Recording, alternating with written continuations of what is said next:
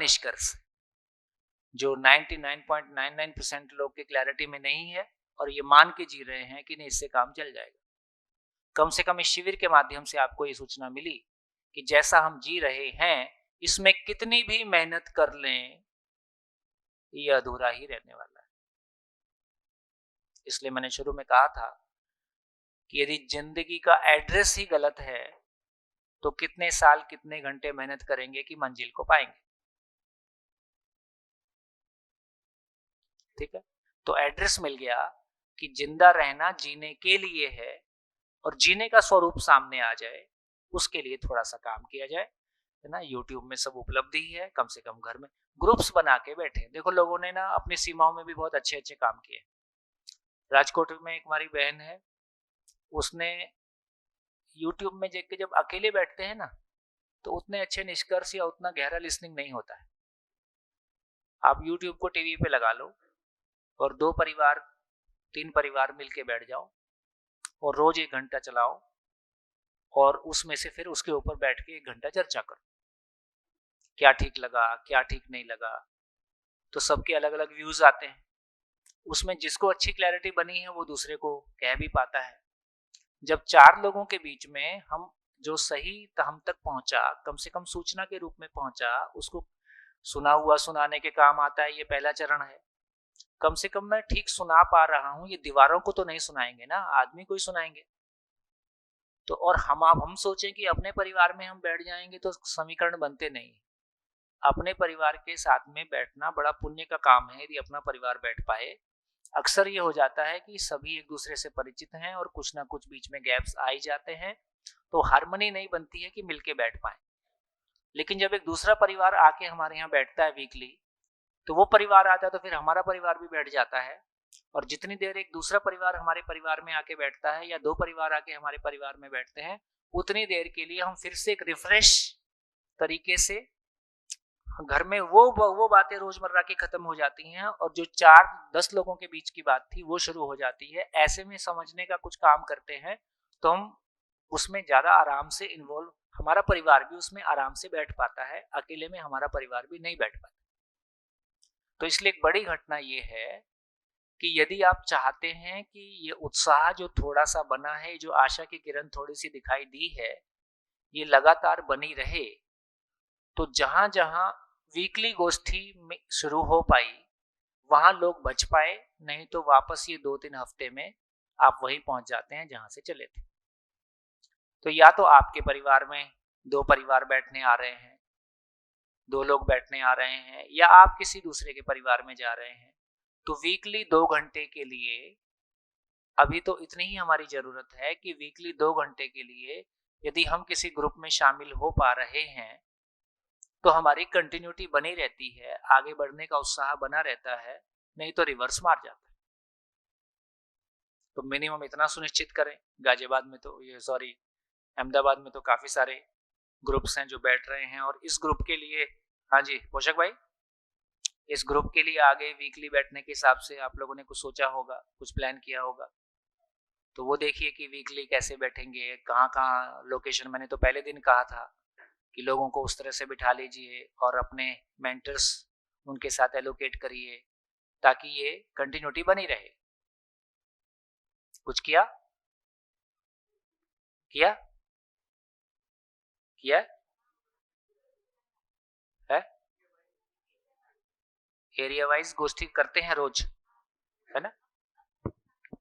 अब शुरू करेंगे, अब तक नहीं किया है। अभी तक 5 दिन में हम अहमदाबाद की लोकेशंस के हिसाब से कुछ ग्रुप बना के बैठते हैं कि कैसे कि रैंडम बैठ रहे थे। हाँ वो मतलब एरिया वाइज ग्रुप बना के ही बैठ रहे हैं अभी। नहीं एरिया वाइज मतलब इस हिसाब से बैठे क्या कि ये शिविर खत्म होने के बाद में वो ग्रुप की कंटिन्यूटी रहेगी।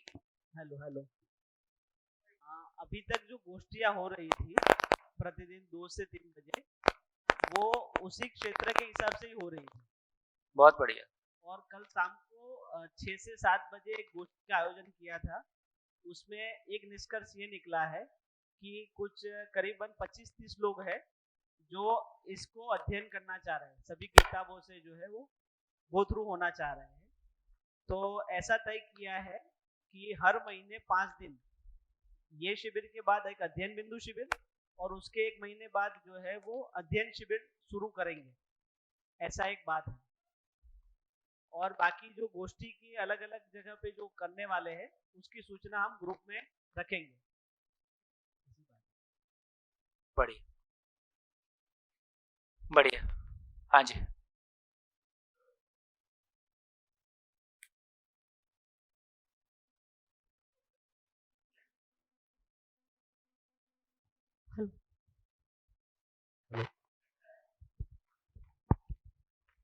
भैया कल आपने बताया कि ऊर्जा के बारे में बात हुई। आपने ये बताया कि ऊर्जा ही कहीं ना कहीं ईश्वर है और ईश्वर की बात की, ऊर्जा ही कहीं ना कहीं स्वर्ग है। हाँ, और ईश्वर ही सत्य है। तो जैसे गांधी जी की बात करें तो वो हमेशा जैसे और सब जगह पे ये बातचीत होती है कि ईश्वर ही सत्य है, और गांधी जी ने ये कहा है कि सत्य ही ईश्वर है और मेरा पूरा जीवन सत्य की निरंतर खोज में ही लगाया हुआ है मैंने। तो क्या उन्होंने इसी कोई संदर्भ में बोला था या और कोई संदर्भ में ऐसा कुछ हो सकता है? मतलब मध्यस्थ दर्शन के संदर्भ में हो अभी ना सकता है? गांधी जी समझ में आए हैं ना मध्य दर्शन समझ में आया है, और बीच में तुम लटक जाओगे। गांधी जी का फैसला कर लो भैया, पहले अपना फैसला कर लो, गांधी जी को अभी रहने दो। ठीक है, आप हो ये सच्चाई है, और जो कुछ वास्तविकता है वो भी सच्चाई है।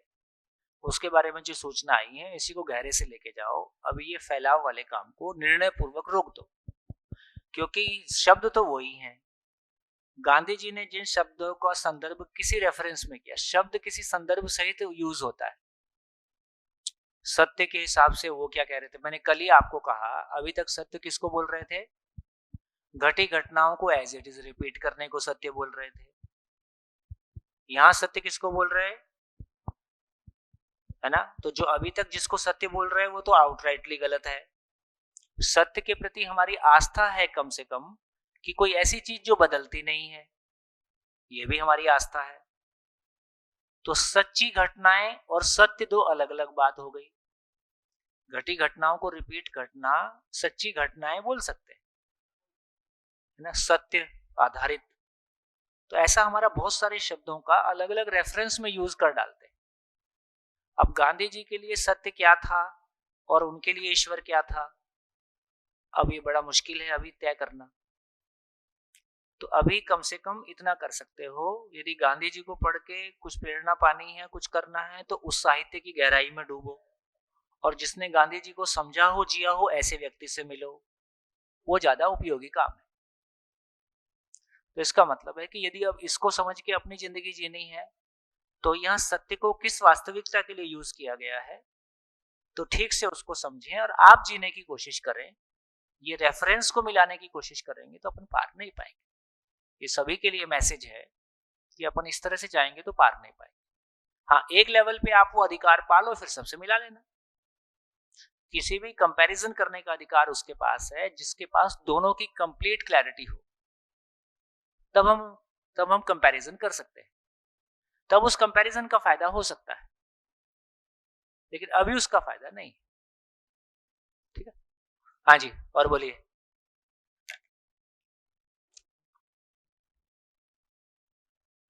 Hello hello.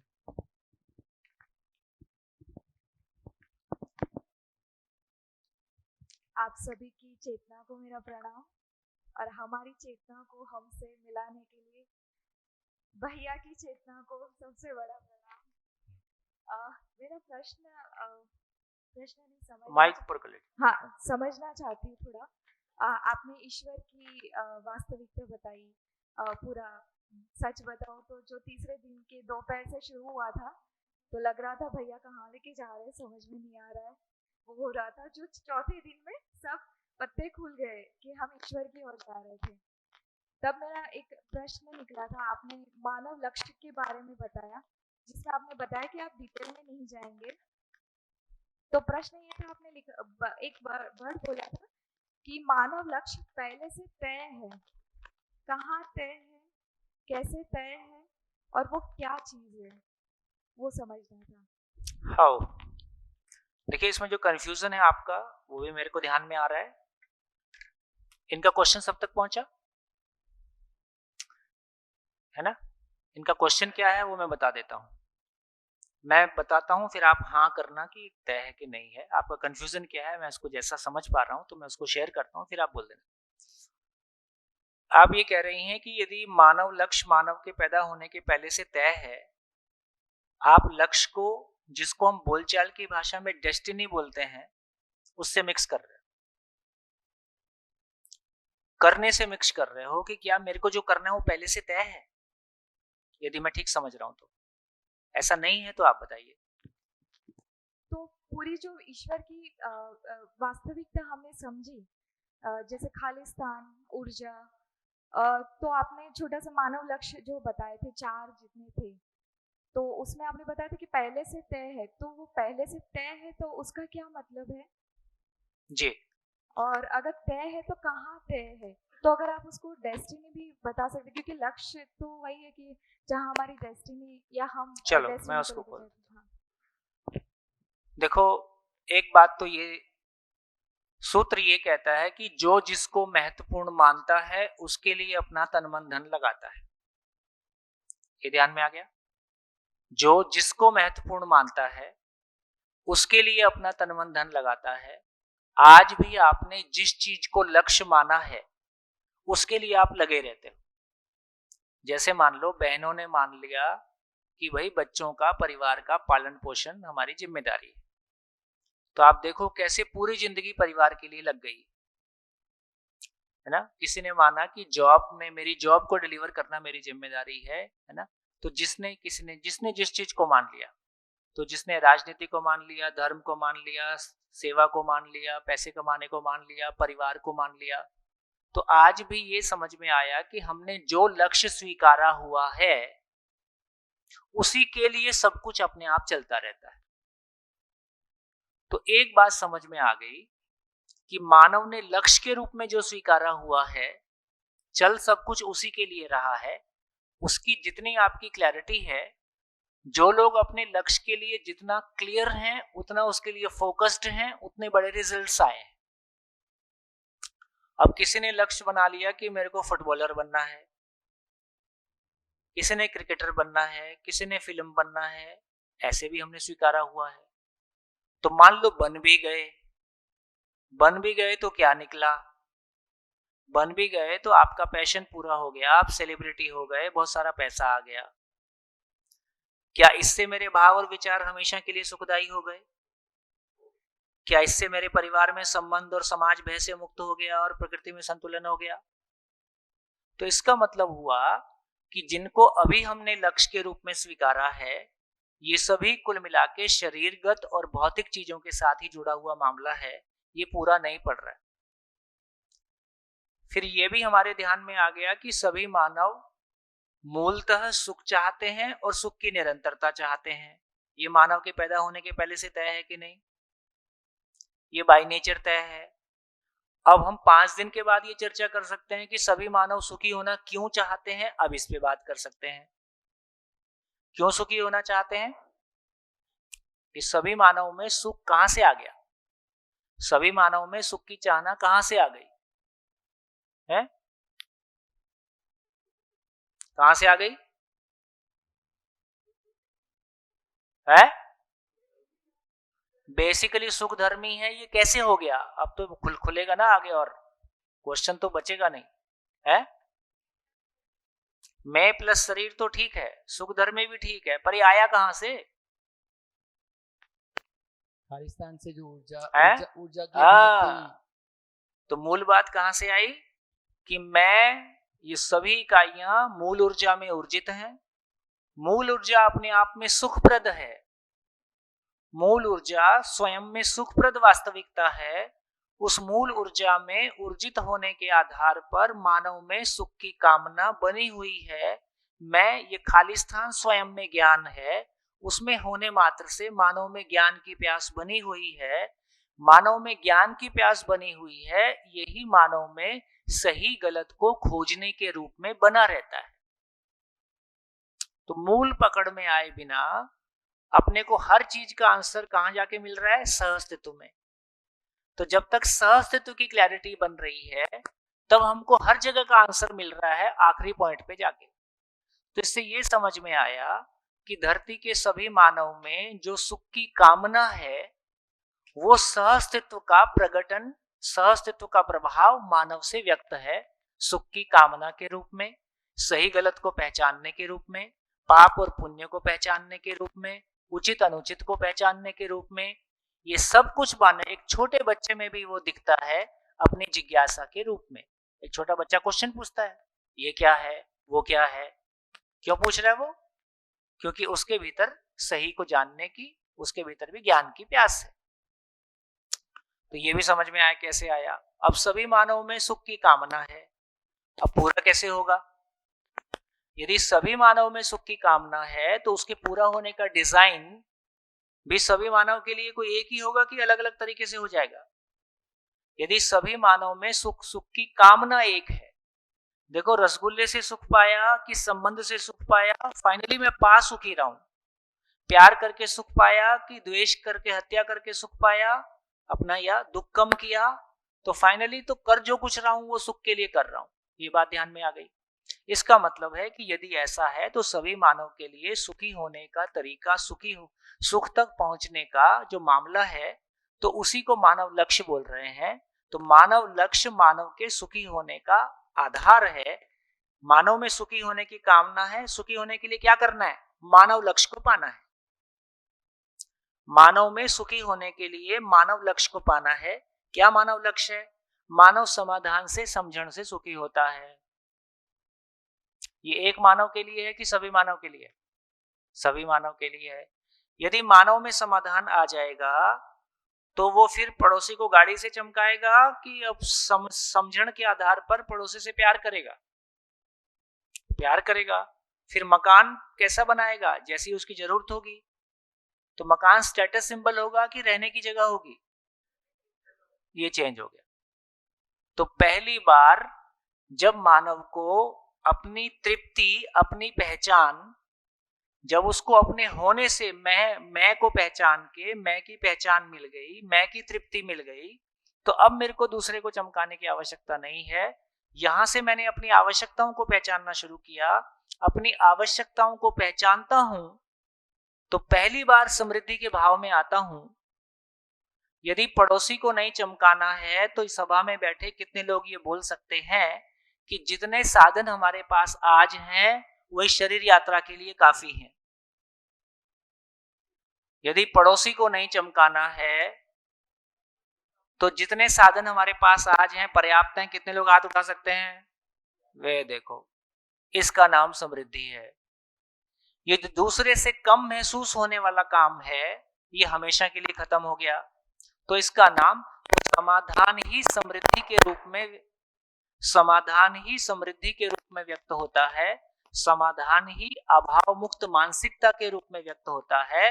इसलिए बढ़िया सूत्र है, धरती पे एक भी मानव समाधान के बिना समृद्ध हो नहीं सकता, है ना?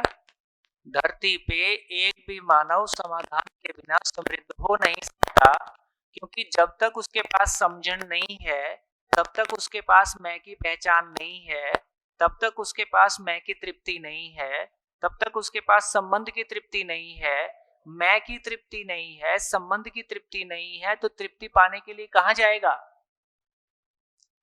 तृप्ति पाने के लिए इंद्रियों के पास जाएगा। तृप्ति पाने के लिए दूसरे से अपने आप को बड़ा बताएगा, तो अपने अहंकार का पोषण करके अपने आप को खुश करने की कोशिश करेगा। तो क्या हुआ? समाधान ही समृद्धि के रूप में मैनिफेस्ट होता है। समाधान का मतलब है समझण का वो भाग जो हमारी भौतिक वस्तु को परिभाषित करता है, जो हमारी फिजिकल नीड को परिभाषित करता है, और स्किल के आधार पर हम उससे अधिक उत्पादन करके, उससे अधिक को पाके अपने में समृद्धि के भाव को महसूस करते हैं कि जितनी हमारी जरूरत थी उससे ज्यादा हमारे पास है। जरूरत को पहचानता हूं तो ज्यादा होने का एहसास आता है। कैसे? मेरे को शिविर चलाने के लिए कितने पेन की जरूरत है? मैं शिविर चलाता हूं तो मैं black, blue, red pen use करता हूं और दोनों के 2-2 सेट हैं तो मेरा काम चल जाएगा। 3 सेट हो गए तो आवश्यकता से ज्यादा हो गया। यदि पेन से शिविर चलाना है तो आवश्यकता परिभाषित होगी और पेन से खेलना है तो कितने पेन की जरूरत है? अब पेन से खेलना है तो अब कितने पेन की जरूरत है? अब 50 भी कम पड़ सकते हैं, 100 भी कम पड़ सकते हैं। तो यदि आवश्यकता परिभाषित है तो क्वांटिफाई हो सकता है, यदि आवश्यकता परिभाषित ही नहीं है तो क्वांटिफाई कभी नहीं होता है। अभी हम हमेशा गरीब क्यों बने हुए हैं? क्योंकि हमारी आवश्यकता पड़ोसी को देख के परिभाषित होता है और पड़ोसी बदलता रहता है।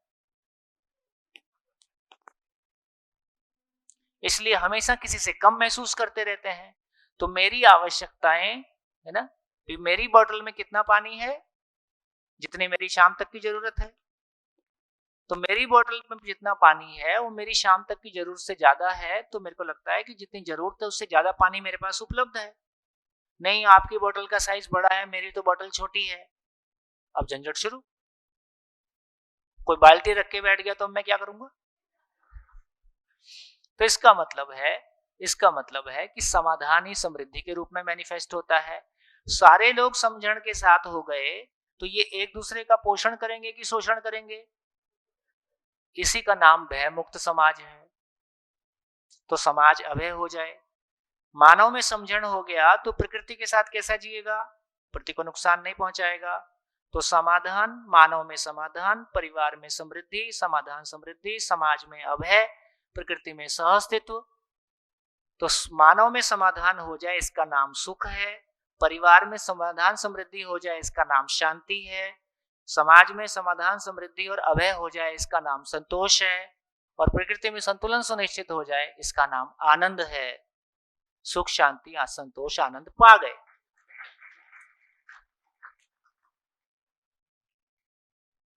बढ़िया। तो ये मानव लक्ष्य है। तो मानव की मूल चाहत को पाने के लिए मानव लक्ष्य को साकार करना होगा। मानव लक्ष्य की क्लैरिटी हो जाएगी तो मूल चाहत पूरी हो जाएगी। मूल चाहत भी मेरे पैदा होने के पहले से तय है, इसके पूरा होने का तरीका भी मेरा पहले से तय। हाँ, भूमिकाएं हमारी अलग अलग। सभी मानव समझदार हो जाएं, सभी मानव स्वस्थ रहें, सभी मानव आवश्यकता से अधिक के भाव में रहें, इसके लिए हम सबकी भूमिकाएं एक रहेगी कि अलग अलग रहेगी? तो डॉक्टर डॉक्टर का काम करेगा, इंजीनियर इंजीनियर का काम करेगा, लेकिन सब कोई क्या कर रहे हैं? सब कोई मिलके फाइनली सभी समझदार हो जाएं, सभी समाधान समृद्ध हो जाएं, इसके लिए काम कर रहे हैं।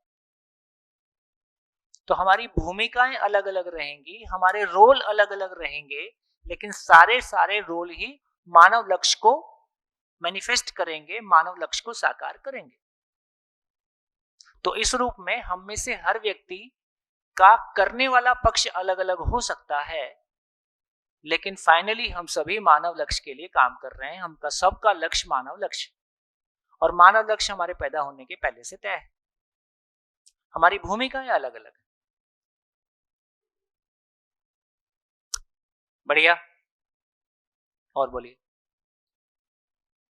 ठीक, धन्यवाद, नमस्कार, फिर मिलेंगे ब्रेक के बाद। हेलो।